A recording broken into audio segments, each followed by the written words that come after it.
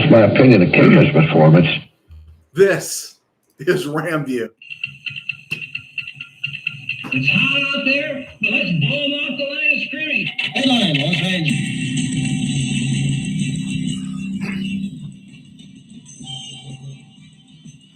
Live from the RamCave, I'm Joe Trozian, and this is RamView, the October 3rd, 2025 edition, brought to you by Kistler Law Firm. Injured in an auto accident, need help, got questions, call Kistler Law at 661-206-6990. That's Kistler Law at 661-206-6990. And check out KistlerLawFirm.com. That's one word, KistlerLawFirm.com. Kistler Law, they've been fighting for you since 92.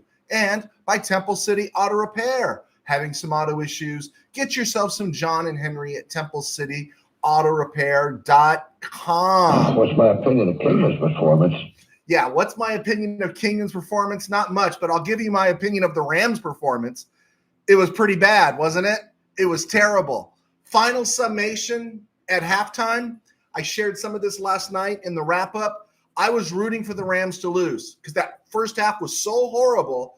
What I saw was an uber-talented team still playing down to the level of their opponent, perhaps not understanding what it all takes to win. So I wanted Frisco to double down and win 34-14.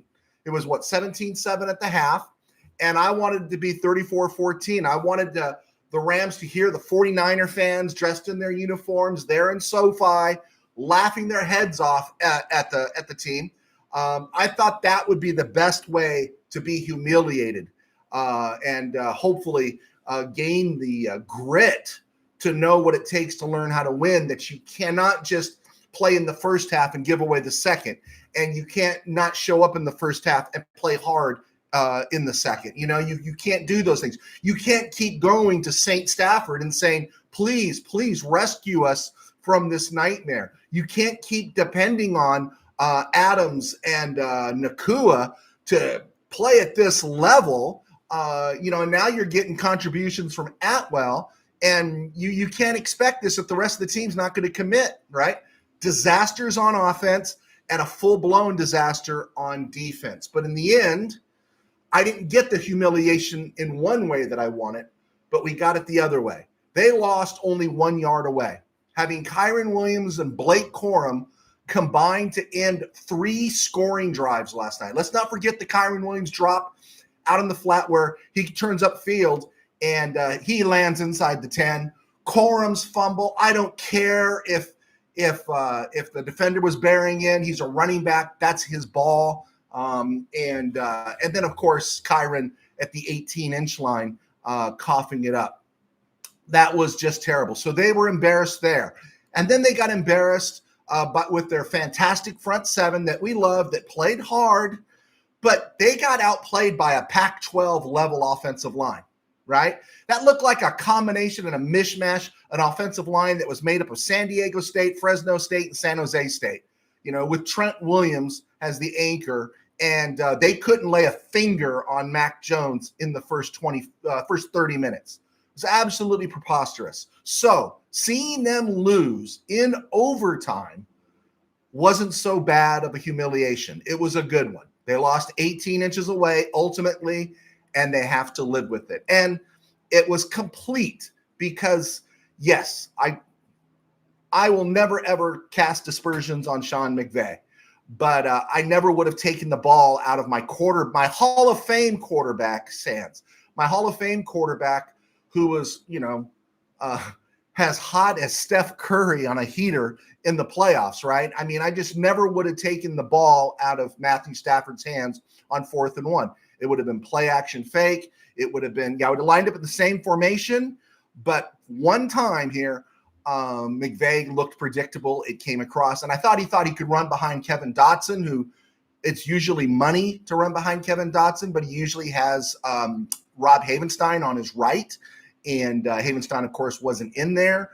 I also think McVay was looking for something he could count on because everyone was letting him down. So, and typical McVay. McVay handled it like a stud. Didn't call out his team, which he probably should have. Hopefully behind closed doors, they got raked up one side, down the other. And then, I think it was a worse humiliation losing the way they did.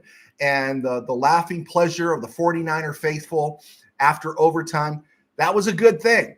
It's a good thing for this Ram team if they're going to grow up, right? You have to have grit in this life. And I don't know if they've developed it yet. Stafford's got it. I trust the receivers.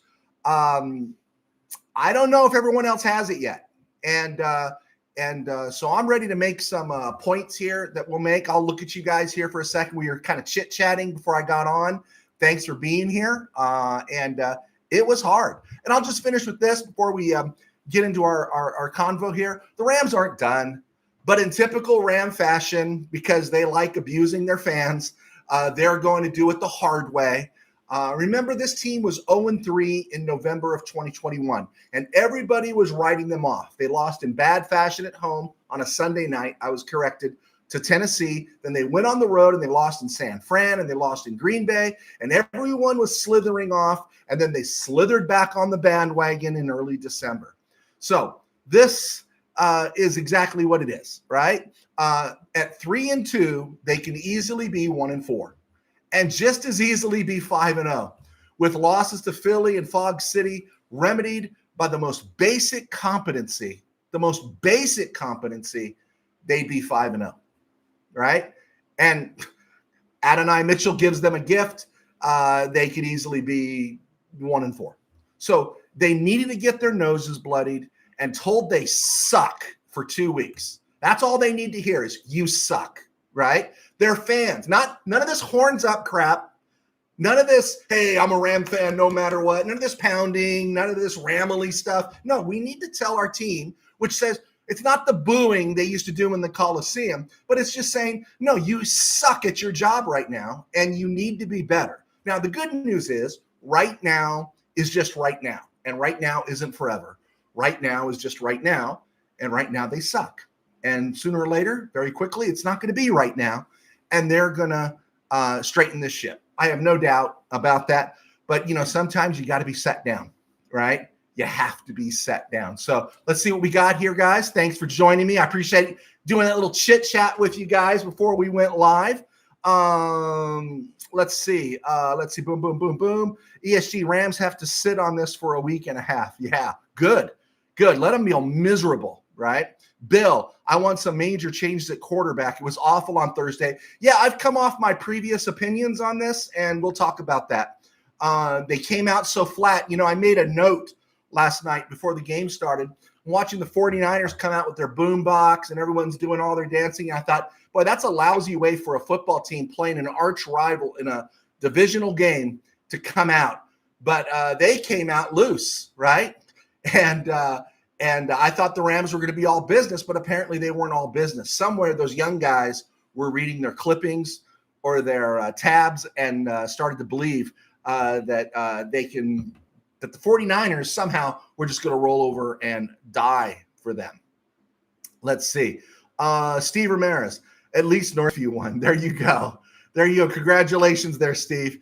ESG. You have A.J. Brown always complaining and being a locker room problem, and they still find ways to win in Philly.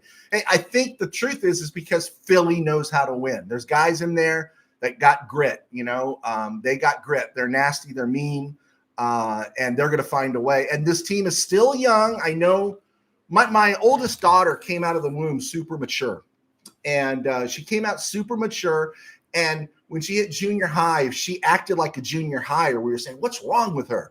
And we realized she was just being a junior hire. And I think sometimes for as well as this Rams team overall has played, for as good as these players are, we forget there's a lot of second and third year guys. And sometimes you got to pay your dues. You got to get punched in the nose. You got to know what goes on before you could find out how to take on all comers. So, it gives you an appreciation for Philly always finding a way. ESG, the Rams had the bond the first quarter for 2 minutes, I think, had the ball. Oh, yeah. Yeah, I know. It was awful. It was awful. And again, I don't know, outside of the bad play call at the end by McVay, what are you going to do with these guys? What are you going to do when Corum's dropping passes, when Kyron's dropping passes? What are you going to do? The Rams gave up really just that one sack last night. Came at a bad time, but they remedied that, right? And I'll admit, Stafford in the first half probably missed 2 throws, but that's doable, right? And you can't question Stafford from there on out. Let's see here. Bill, where's Turner and Fisk? They have been missing all year. Actually, I thought they were okay. I thought Poona Ford played well. I liked the adjustment late. Remember when they started bringing Verse inside and moving Verse around? Some of that stuff was really good. But some of those adjustments, man, they need to happen in the first half, right? Or maybe you need to come out and show the 49ers a look that they weren't expecting, right? Instead of just believing that you were just going to go out there and just do what you dictate to them, that maybe you should have crossed them up a little bit. I'm not a big Shanahan fan. I think there are limits with Shanahan. There's like a level that Jeff Fisher gets you to. Jeff Fisher will get you from 2-14 to 7-9 ball shy. And Kyle Shanahan will get you from 7-9 ball shy to 11-5, 12-5. He'll get you to the Super Bowl, but he'll always swallow the jalapeno in the big game. But there's levels here. That makes him still a pretty good coach. And I kept hearing Patton yesterday going, Rommel, you magnificent. I read your book, and he played the Rams big time. I thought he did a good job. I think we want more out of Turner and Fisk, but I think they did okay. I don't think. Again, all year, I think they've been okay. Not yesterday. I don't think they did. ESG, the analytics said run it, but the feel of the game in Stafford said throw it. Again, they never really, outside of that initial sack, got a glove on him. They ripped his face mask, some later hits. But what we saw for the better part of the late in the first half and the better part of and the whole second half was Stafford just delivering the ball downfield. The throw, come on. The throw to Tutu Atwell. Well, forget about the one that he caught across the middle, deep. But how about the one opposite side of the field where Stafford made that throw? Just absolutely unbelievable.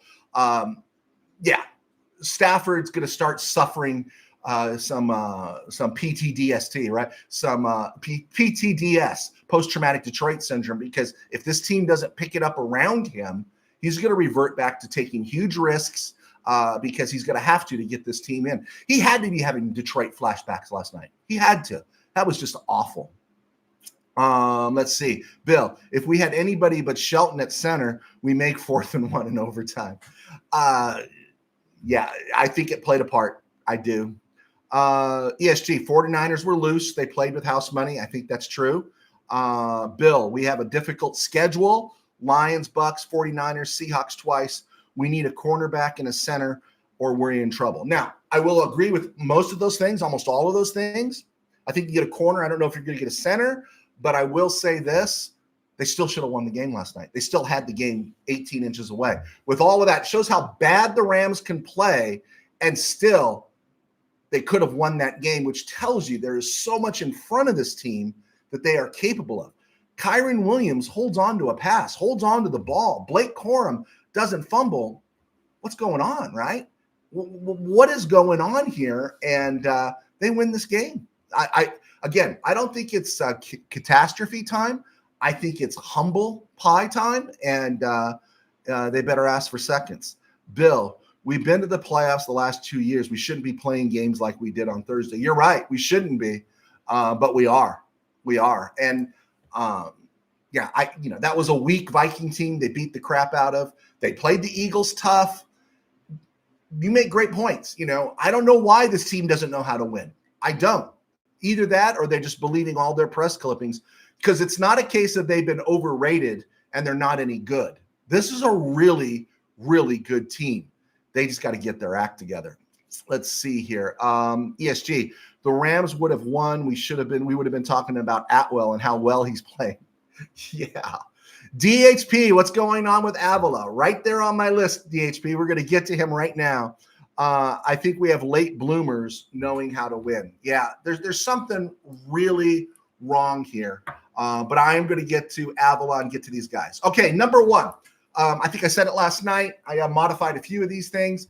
I said it and I was wrong. I said Kyren Williams would not have a fumbling problem this year. Through 4 games, he didn't. But, of course, The first real fumble of the year happens at the worst moment at the goal line. And so, yeah, I am a little put out with Kyron Williams, A little bit too much French pastry. little bit too much A little bit too much French pastry. I'm sick of the high stepping. How about a little more ball security? Kyron, huh? Get your butt in gear, dude. You're making big money now, money that you know normal fifth rounders don't make at running back. And now it's like, hey, A little bit too much French pastry. get the French pastry done, less high stepping, get your butt into the end zone, hold on to the ball. And then I got 3 notes here regarding the pass coverage last night. First, where was the blanking pass rush, right? Deficiencies in every secondary are going to be reduced by a pass rush. And the Rams are probably playing against one of the worst offensive lines they faced this year outside of Texans, outside of Houston. And the Rams didn't start getting pressure until it was too late, right? So where was that pass rush? Question to Chris Shula. Second question to Chris Shula, more press coverage. Who was going to go deep? Was Kendrick Bourne really going to get over the top? Why was Kendrick Bourne so wide open? R.C. Owens, Gene Washington, Dwight Clark, Jerry Rice, John Taylor, Terrell Owens, even Deebo Samuel, and now Kendrick Bourne? Kendrick Bourne humiliating you? Please. I like Darius Williams, but last night, I know PFF gave him a decent score. He looked like he was in his 30s, which he is, right? And the ridiculous veteran getting that pass interference call on the first possession for the 49ers in the second half that led to another score, absolutely preposterous. Absolutely preposterous for a guy with his experience. He's got a Super Bowl ring. Forbes, who I've been honking for, Durant, you have to do more because you're not doing enough now, right? And so, yeah, I'm all in it. Go out and get another corner. Pull up A.J. Green, as some of you have suggested, right? Go do something here because this isn't acceptable. You don't get torched by Kendrick Bourne, all right? You don't. But Chris Shula should be feeling more like garbage than Sean McVay today or Kyron Williams because he didn't get a pass rush. He made Mac Jones look like Joe Montana, right? And you got torched by Kendrick Bourne. Unbelievable. 3, this one's an interesting one. Will the KBM start giving Blake Corum the same treatment they were giving Tutu Atwell? Atwell was getting terrible treatment, and he wasn't even touching the ball. Now, Blake Corum keeps touching the ball, and he just can't hold on to it. Someone's in that kid's head. You know, Colin Coward doesn't watch enough Ram football. He doesn't pay enough attention. He goes too much with the winds. Blake Corum's not a bust. Blake Corum is not a bust. Blake Corum just needs to get his head screwed on straight somewhere. Needs to be slapped upside the head. What he needs to be sent, what the Rams really should do is rehire Aaron Donald, give him an office, and send Kyron Williams and Blake Corum to that room and let him get in his grill, right? Get in his grill and say, what are you doing, right? And then remind him, you know, the Rams never have a problem moving off of a player, right? I think you know, you better get it in gear. Better get that ball security down. And then good for Atwell. I'm really happy for Tutu Atwell. I thought it was great. No hands are not a problem with Tutu Atwell, guys. Hands are not a problem. Number 4, McVay needs to call a team meeting and not let Matthew Stafford come. Scream at everybody. You know, I said it last night. If the Rams had pulled it out, and even now, if the Rams go on a 6-game winning streak, which I think is possible, when will Stafford get entered into the MVP conversation? Right? Who's a better quarterback than Matthew Stafford right now? Okay, I'll take Josh Allen. I'll take Patrick Mahomes. You can keep your Joe Burrow, right? You can keep your Joe Burrow and your fanboy crush on Lamar Jackson and everything else. I'll take Matthew Stafford, right? I'll take Matthew Stafford. All right, before we get to point 5, let's keep going here. But I really like to hear someone say Matthew Stafford deserves to be in the MVP conversation. AMS or Bill, at this pace, Stafford is going to have 5,000 yards passing this year. Yeah, he will. Oh, yeah, DHP. So is the special teams coach, right? I was going to bring that up in the Avila segment there, but oh, my goodness. Chase Blackburn, what's going on in that kicking thing, right? What's going on, right? Last night was the first night that Cardi actually missed a kick that he got off. But at a certain point, when your kicks are getting blocked all the time because they're just bursting up the middle, we got a problem here. And Avila was in on the PAT, right? Huge issue here with the special teams. Yeah, I wouldn't mind a little decimation. I wouldn't mind somebody losing their job after last night. I think it would wake everybody up. Tim Burns, Kyron has my eyes now. Now I am irritated. I think we've all kind of come to a center place, right? I said Kyron went and fumble. You really liked Kyron. And I think we've all kind of met in the middle here that it's just not good enough. It's not good enough. He needs to start focusing. Willie Bowen, Kyron ought to watch film clips of Lawrence McCutcheon, Charles White, Eric Dickerson. They never fumbled the ball. There was a playoff game against Dallas, against Washington, that Dickerson did fumble, but it was not a Dickerson thing. I think he had 3 fumbles against Washington in the 86 playoffs, but it wasn't a Dickerson issue, right? You're right. Michael Negretti, hello, Pastor Joe. Our offensive line is soft. This team is soft. Need to make a change at the O-line or a trade. I thought the O-line did enough. I thought the O-line did enough to win us this game. I thought the O-line played well enough. On that offensive line, you have 3 undrafted free agents and a 5th rounder. And Kevin Dotson was basically acquired for a pick swap, right? Right there was Alaric Jackson, Diedick, and Coleman Shelton. Jackson's a legitimate pro, but he was still a UDFA. And then a 5th rounder in Warren McClendon. Stafford got time to throw. And when the team held on to the ball, when the running backs held on to the ball, it was fine. I'm not going to say it's great. And yeah, a little bit, I'll put it on the offensive line, not getting that 4th and 1. But man, did McVay spit the bit on that one. And he admitted it. So give him credit there. Let's see. Rams said, when will teams be selling? We need a better secondary. Let me throw this one out there. I don't have it in my notes. I didn't think Quentin Lake played well last night, right? Quentin Lake didn't play well last night at all. I think everyone's in that place right now where are they buyers or sellers?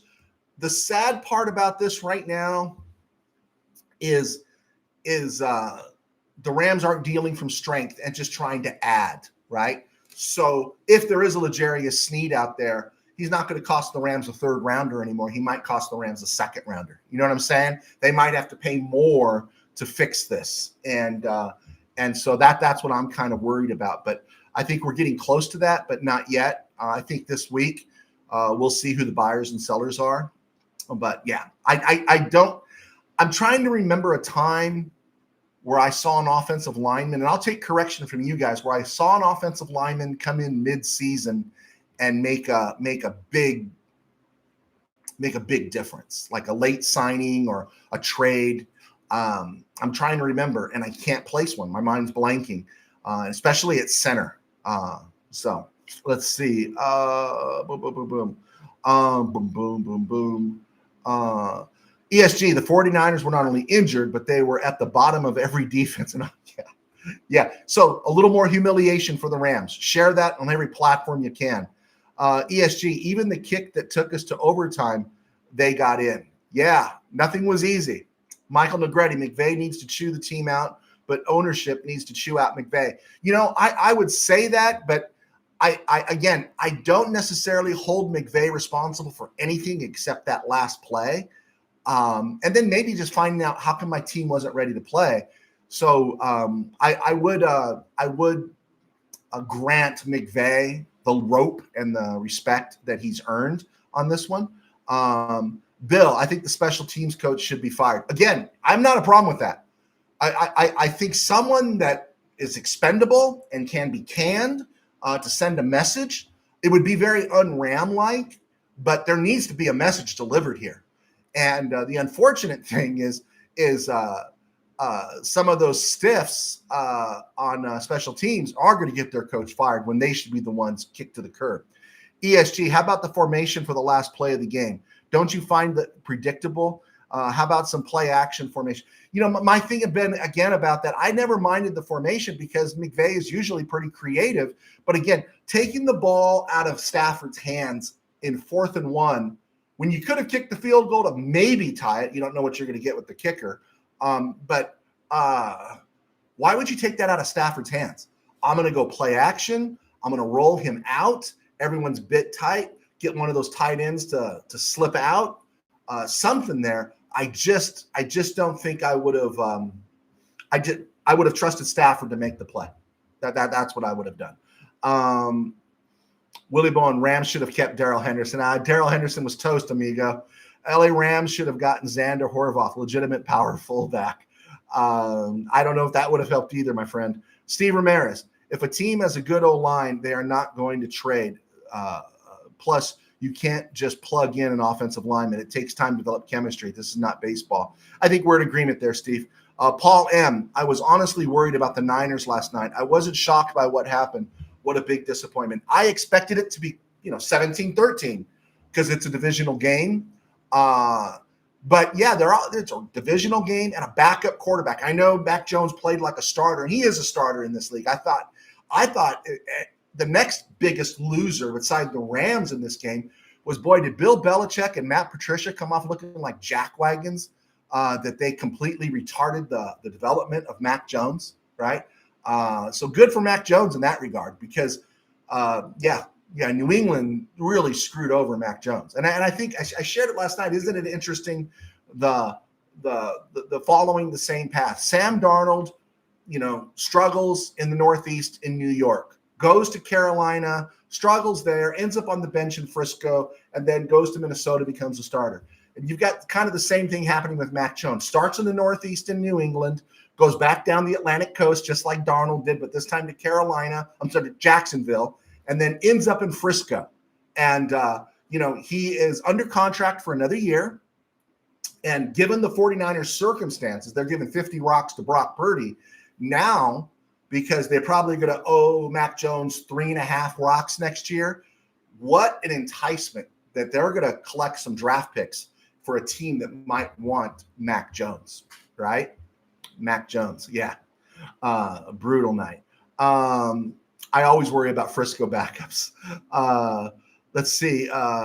Brian B., I agree, Joe. Needed to roll out, not a run up the middle. But I agreed going for the win. Yeah, again, because of who they are and what they've done, it didn't upset me. And knowing the unpredictability of the kicking game, I was not upset about the decision. The call, though, again, keep it in Stafford's hands. Michael Negretti, Pastor Joe, I wouldn't give McVay a pass on the game. McVay said he didn't get the team prepared. If you say you didn't get the team ready, you should have your ass chewed out. I agree with that, but this is classic leadership, right? In front of all you guys, I'm the failure, right? I closed the door. I didn't call out any more players. Now I lay it on them. It's one of the classic things that we say. Well, mostly we say it in camp ministry, but we say it everyone else. You say it in church. I think I said it when I was working with my staff. It was basically, hey, when there's a successful thing that has happened, we had success. When there's something bad that happens, it was me, right? And I think we saw right there that, McVay's protecting his team a little bit. Now maybe he could have done. I don't know. I doubt very much they overlooked the 49ers. Games with Kyle Shanahan are personal for McVay, but I think that just kind of shows who he is. I mean, yeah, he made a bad call, but he didn't fumble the ball at the 18-inch line, right? He didn't fumble the ball at the 18-inch line. ESPN LA was talking about the Rams should use their Falcons pick, draft an offensive lineman. If Stafford finishes this year upright, throwing the ball the way he is, and he is inclined to come back, yeah, I would. Absolutely, I would. You got to replace Havenstein because he's 11 years in the league. He's slowing down. And you might need to draft an interior lineman because Kevin Dotson will be in his last year. Avila might be in his last year right now, but next year will be Avila's last year under contract. Oh, yeah, and then there's this Coleman Shelton gorilla that's just sitting around the room that no one knows what to do about. And then, Bill, if you were drafting tomorrow, which position would you draft in the first round?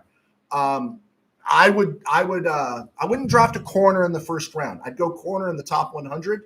I would definitely look at an offensive lineman. I'm always pro offensive lineman because again, growing up a Ram fan, coming to the Rams late in 72, all of 73, for the first 20 years of my life, a great offensive line was always something the Rams had. And then when I looked at the history, you're going back to the mid-60s where for 10 years, they started the same 4 guys on the offensive line. So I've always been an offensive line guy. When in doubt, draft an offensive lineman. If they go the Logan Bruss route, you get rid of them, right? And then maybe you get a Steve Avila circa 2023 that you have hopes in. But right now, Avila, we don't know about. And let me get on to that right now.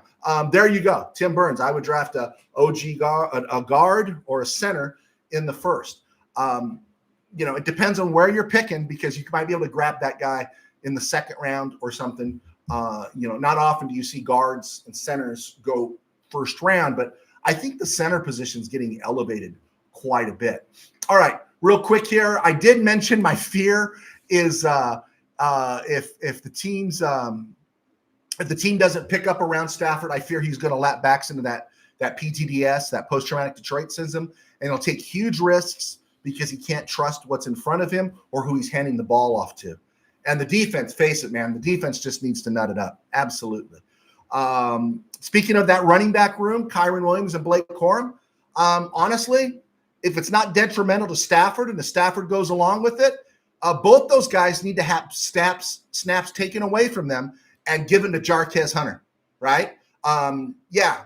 You got to block, but you know what? You got to hold on to the football. You got to catch the football. So if the 2 jackwagons from Notre Dame and Michigan can't do it, let's go to the kid from Auburn. Was it Auburn that Jarquez Hunter did? Let's go to the kid from Auburn. Let's give him some touches. And even if it's just an embarrassment or a punishment to the Rams, to those players, then do it. Do it. They need to be humbled even more. 7, we need more Terrence Ferguson. It was beautiful. The catch, the throw, it was beautiful. It's like, oh, this is what we wanted. He played just 4 snaps. And I think as the first half turned into a nightmare, things got a little panicky in the second half probably, and everything became a have to. There wasn't really time to break somebody in, and that probably cut back on what they had planned for Ferguson. But in 2 weeks, we need Ferguson. 10 days, we need Ferguson out there.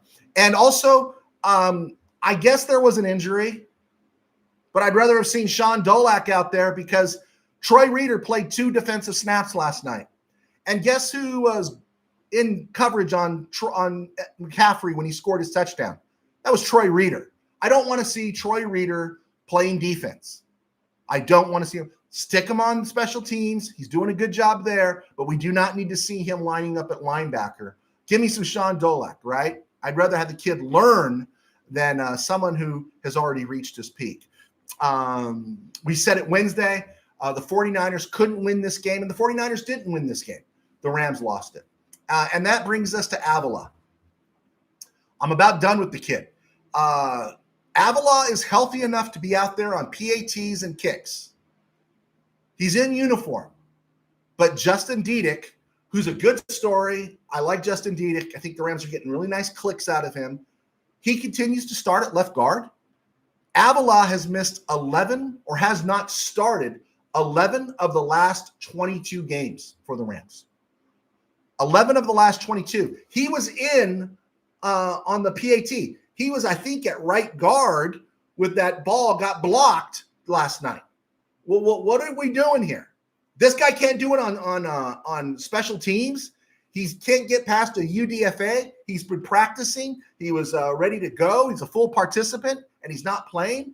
My patience is running really short on Steve Avila, and dude needs to nut it up. I don't know what it is, but if he's healthy enough to be in uniform, if he's healthy enough to be out there on special teams, then why isn't he at left guard? I think there's something building here that we don't know about. Let's keep rolling here. I know a few more questions came in. Paul, did you like that O-line Lampkin that Philly stole from us? You know, again, I didn't expect to play Lampkin. And honestly, would Lampkin be any better than Justin Diedick right now? I don't think so. Would he be better than Coleman Shelton right now? I don't think so. I think, maybe in a couple of years, maybe he will be. I think that was a little tit for tat. Rams stole Dylan McMahon from the Eagles last year. He's on the practice squad. And then they made the move for Lampkin this offseason. So I don't think Lampkin would have been the answer. Tim Burns, absolutely. Ferguson needs touches. There we go. Michael Negretti, Pastor Joe, Stafford should be calling the plays. He knows what he's doing. In those moments, I think a Matthew Stafford has earned the right to say, you know what, Sean, man, that's not going to work. And I get the feeling McVay would listen to him. But none of these quarterbacks call their own plays anymore. But someone with his caliber, his status, I think should go the Peyton Manning route, should go the Elway route, should go the way he says, you know what, that's not going to work. You know what? I'm not going to take this ball out of my hands. I'm white hot right now, right? I'm white hot. He is white hot at that moment. And yeah, I wish he would do that. I think he would be listened to. I think that's a good point there, a little bit to discuss there, Michael Negretti. Brian B., great to have you today, Brian. We could have used the tush push on 4th down and 1. Yeah, not with Stafford and going behind Shelton. But let me ask you this on the tush push. Okay, so the Rams tied it, was it 2020? And then it looked like the kick returner for the 49ers fumbled the ball. And, of course, they said his momentum was stopped, which likely it was. But, forward momentum is kind of a tricky thing because how many times do you see Jalen Hurts stopped in a tush push and then they call it second effort or somebody comes behind and then just pushes him forward? Maybe the momentum, forward momentum being stopped should apply on the tush push as well. That's what I was thinking about. Also, everyone got on Al Michaels' case for calling Whittingham or Whittingland. That didn't bother me. I got to tell you what did bother me was hearing Kirk Herbstreit and was it Pereira? I don't know who it was, saying that should have been roughing the passer when Byron Young put the hit on Mac Jones. And, what are edge rushers supposed to do now? Are edge rushers supposed to fly? Don't they have a right to fall too? Does gravity not apply to them? Really stupid and idiotic. And again, this is why we need Bezos and Musk and a bunch of other billionaires to start their own league so this ridiculousness will go away. Another bad look for Herbstreit was he's looking right at the camera, has Stafford's helmet is being pulled around, and he's saying, yeah, and it's a strike to the head as well. And it's like, I don't see anything there. Bad night for Kirk. I wonder if his dog was in town with him, but it was a bad night for Kirk Herbstreit. So let's keep plugging away. ESG, why doesn't anyone ever do the refrigerator parry on 4th and 1? I tell you, I know Willie's always wanting a fullback. Man, I would ask, see if any defense wants a piece of Jared Verse carrying the ball at the 1 yard line. I would see if anybody on the defense wants a piece of Byron Young carrying the ball on the 1 yard line, right? I got a feeling those would be pretty bad dudes to deal with. Yeah, so, okay, I got all that stuff out of my system. We'll keep talking here. You guys can keep shooting it at me. I don't think the Rams season is over, not by a long shot. I just think, one, you got to grow up. How can you not be ready to play? Two, you can't be making those mistakes. And either Corum is infecting Kyron Williams or Kyron Williams is spending way too much time working on his high stepping. But that's awful. That was just awful, those running backs last night. And I think they should have snaps taken away. And Jarquez Hunter should be worked in. If what do they get? Like 30 running plays next week or 2 weeks? Give 15 of them to Jarquez Hunter just to say, sorry, not good enough, guys. Absolutely not good enough. Not nearly good enough. And you got to reap it. All right, I'm Joe Chirozzi, a sports writer for 21 years, one of the founding guys at Mid-Valley Sports, except I don't work there anymore. I do this thanks to our sponsors at Kistler Law and you guys out there buying my books. So we do appreciate the support. Be sure to check out my books on Amazon. Just type in my name, and you'll see there's a great book called Game Day in the RamCave. I know a couple of you guys are out there reading it and have read it. A lot of fun to write. Please check it out. Helps me stay employed in my day job. I pastor a small church in Burbank called Burbank Faith Nazarene. And we're right here on YouTube at Burbank Faith Virtual, burbankfaithvirtual.com, and Burbank Faith Virtual all across social media. And right now, I've put iHeart and Spotify on suspension. Had some technical issues, and we just weren't getting any traction there. And so right now all of our traction is here. So my days are full, and it's really hard to deal with delays and all that kind of stuff for something that's not really paying off. And if anyone's got advice on how to make it on purely audio, let me know, because that's where we thought we were heading. This was the side piece, and this turned out to be the main piece. So that's where we're at. So also just be sure, if you got an auto issue, check out Kistler Law. They are awesome in what they do. I know that firsthand. All right, let's see. Oh yeah, real quick update here. I shared it. I typed it into the thread here because I was at my desk before we kicked off the show. I will be coming live early on Monday morning and just doing a recap of Sunday's games. I'm going on the road this week. I'm going up the coast, some business meetings, and looking at a new campground as well. So that's what I'm going to do, RamView. I'm going to do RamView early on Monday morning. And then I'm not going to do a Wednesday broadcast because I'll still be in a hotel room.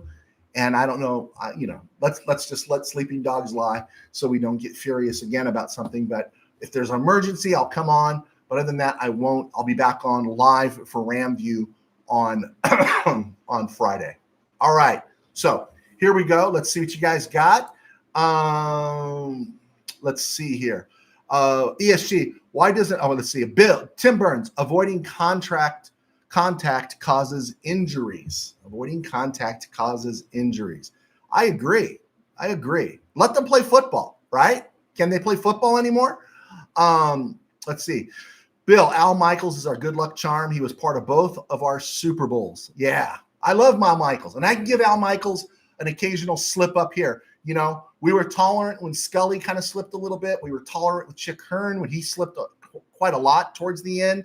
I'll take anything with Al Michaels. And then, Mike Jones makes the tackle and the Rams win the Super Bowl. Love Al Michaels. No one better than Al Michaels. Michael Negretti, hey, Terrence Ferguson, this Sean McVay. Do you want to come to play with the Rams? Hey, Sean, why isn't Ferguson playing? You asked him if he wanted to play with the Rams. They did ask him. And I think it was about the blocking. I think it was about getting everything in line. And I'm going to guess, and I could be absolutely wrong on this, that if things had started at a more baseline last night, that we would have seen him play more than 4 snaps, and I think we might have seen him in the second half.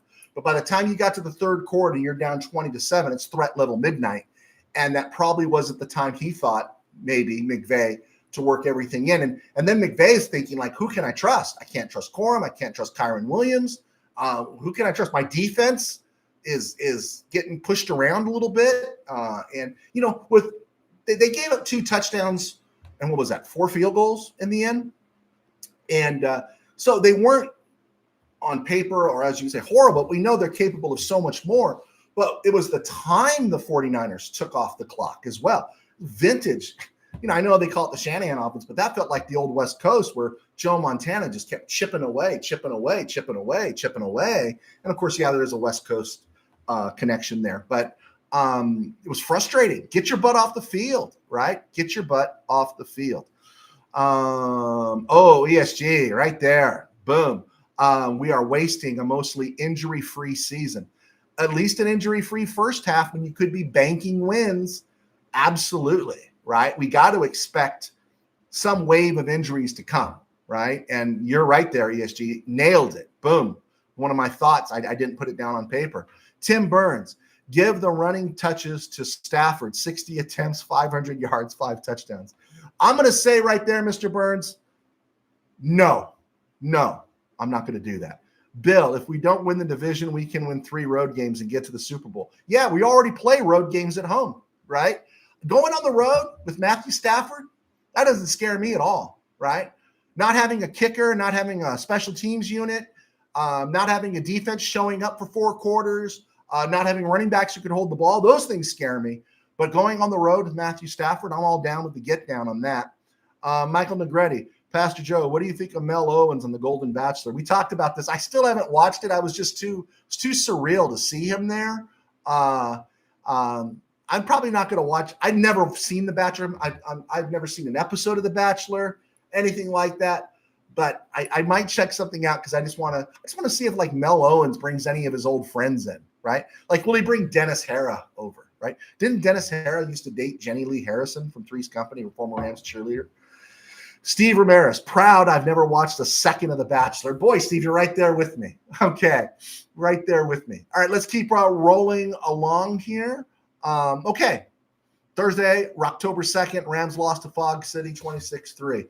Okay, Sunday, October 5th, Vikings at Browns. I'm taking the Browns. Cleveland benches Joe Flacco to start Dylan Gabriel. I'm thinking what they're trying to do in Cleveland is break Shadur Sanders' attitude, and he gets broken or he grows up or something, and if not, he's going to float.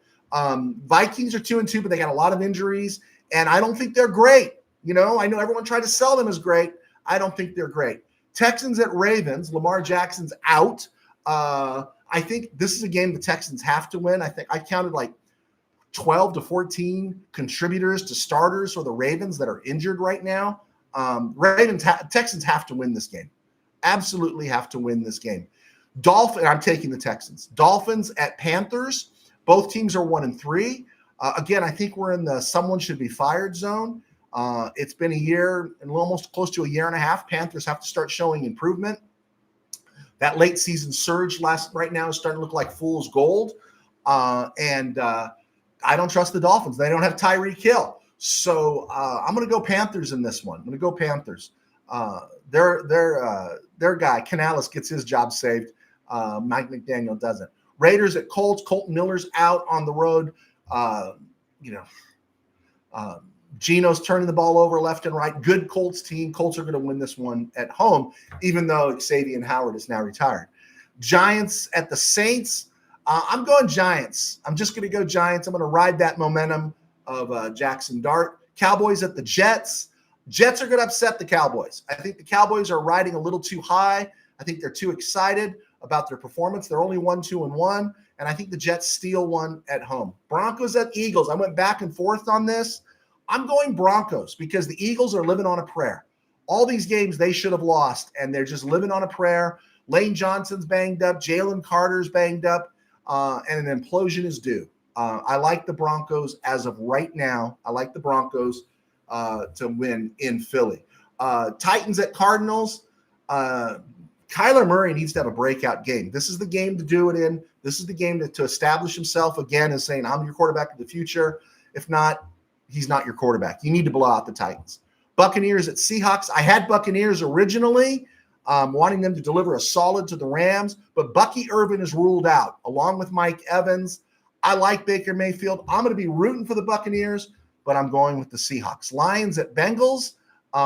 Lions. Yeah, we're going to take the Lions in this one. Taxkins at the Chargers. The MVS guys will be there, and they'll get to see Jaden Daniels because he was cleared to play. And because of that, I'm going to go with the Chargers. I refuse to believe, no matter how banged up they are, that Jim Harbaugh is going to lose 2 in a row. So I think he's going to win this game. So there we go. And then Sunday night, Patriots at the Bills. I think the Patriots could upset the Bills, but I'm going to go with the Bills. I'm going to go with Josh Allen. And then Monday, October 6th, Chiefs at Jaguars.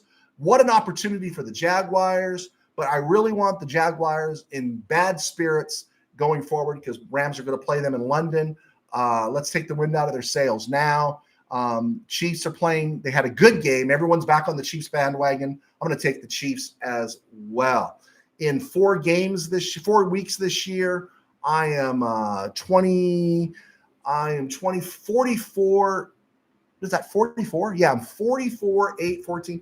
I am 44, 19, and 1. I've been in double digits getting these picks right. I lost my 20th game last night because I took the Rams. Of course, shouldn't have done that. And in the Stone Groove. It was a stone groove, my man. And it was a Stone Groove. It was a serious Stone Groove on this day. It was a stone groove, my man. On this day in 1976, James Harris threw for 436 yards, going 17-29 with a pair of touchdowns. He also rushed for a touchdown. Ron Jesse caught 7 passes for 220 yards, 2 touchdowns. The Rams traded 14-0 in the Orange Bowl to the Dolphins, 21-7 in the third, and they rallied for a 31-28 victory. This is one of my favorite games as a Ram fan growing up, because even though the Dolphins dynasty was pretty much toast by then, they had missed the playoffs in 75. 76 was not a good year for them. They were still the Dolphins. They were still in the Orange Bowl, and they were up 14-0 on the Rams, 21-7. It looked like it was over. And then the Rams did this little weird thing. I don't know. I just remember seeing it, is that they started lining Ron Jesse up in the backfield. So weird for the Rams to do anything creative in those days. And then they would just motion him out of the backfield. I hadn't seen the Rams ever do that in the Chuck Knox era, before or after, but they did it that day, and Ron Jesse went off. Ron Jesse, really underrated Ram receiver. He just didn't play long enough or have those spectacular moments with the Rams. But on this day, October 3rd, 1976, 49 years ago, James Harris went off, and that was a great Ram win. I think even Steve Ramirez remembers that game. Happy birthday to former Ram corner Gary Green. He turns 70 today. And we have hit the 50-minute mark. Let's see here. Let's see. Bill, does Stafford retire after this year? If Stafford's healthy and they're in that Super Bowl window, I don't think so. I don't think so. It's ridiculous there's any conversation that Stafford's a Hall of Famer or not. But again, Stafford's never going to. Stafford came to the Rams. He didn't go to the 49ers. If he had gone to the 49ers and won a Super Bowl in 2021, yes, they'd already be documenting him for a documentary and the Hall of Fame. But we know how it works for the Rams for some reason. It's just how it works for the Rams. He's a Hall of Famer. He can quit now. He can finish this season. My fear is he has a great season. The Rams collapse. Rams go 9-8, right? Maybe miss the playoffs by a game. He throws for 5,000 yards, and he just says, you know what, man, I'm done. I'm just done, And but if the Rams are still in the window, I think he comes back. If the Rams win the Super Bowl, I think that's another discussion that maybe he might pull the plug. Let's see here. Tim Burns, Stafford has earned the right to stay as long as he wants. Absolutely agree. And it carries weight when Tim Burns says it, because he's a huge Jared Goff fan, and he didn't like the trade originally. Michael DeGrady, Pastor Joe, what did you think of Cardi's muffed kickoff? I thought that was interesting. That was the only time, right? All year he's been nailing that kick. And you know what? Big blanking deal. The 49ers got the ball at the 40 with a cruddy offensive line, a backup quarterback who was banged up and hurt against our defense. And they couldn't stop him. They couldn't get off the field. They couldn't stop Kendrick Bourne. Please, heaven help me, right? I don't put that on Cardi at all, right? I don't put that on Cardi at all. Chris Shula, man up, right? Put somebody in the street. Somebody needs to be cut. Somebody needs to be fired. Message needs to be sent. I know it's not the Rams way, but something needs to be said. Remember that great scene in Moneyball where the A's are losing? I know Tim Burns remembers this. And they're kind of dancing after they've lost a whole bunch of games. And Billy, Billy Bean goes in there, and Brad Pitt playing him just throws things around. He goes, "That's what losing sounds like, right?" And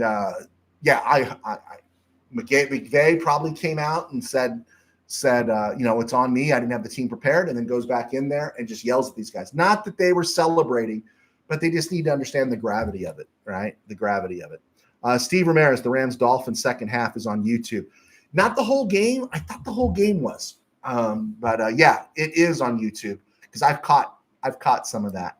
Paul M., what do you think of Poona Ford this season? Poona Ford is better than Bobby Brown. That's what I'll say. Poona Ford is better than Bobby Brown. It was an improvement, and I think he's pretty good. And so, for the most part, again, they're not bad. It's just, why didn't you get to Mac Jones? Well, why did you get diced up by Mac Jones? Why did you get beat by Kendrick Bourne? Again, this might go back to Chris Shula. And again, do they have fear about the secondary? So why weren't you up in press coverage? Well, where were you afraid of Mac Jones going over the top on you? I didn't get it. I didn't get it at all. He breaks the stereo. That was it. Ron Reese, Joe, do you think McVay should give up play calling? No, not at all. Not at all. I don't think that at all. He biffed it on that one, took the ball out of his Hall of Fame quarterback's hands when he was on fire. And so I think you looked at his face at the presser afterwards. Dude was sick, right? The dude was real sick. And so that's where it lays out. All right, guys. I think we got it. I think we're in. I'm going to be back on Monday. And thanks for hanging with me as we survive a 3-2 record. Could be worse. We could be living in Fresno, right? There you go.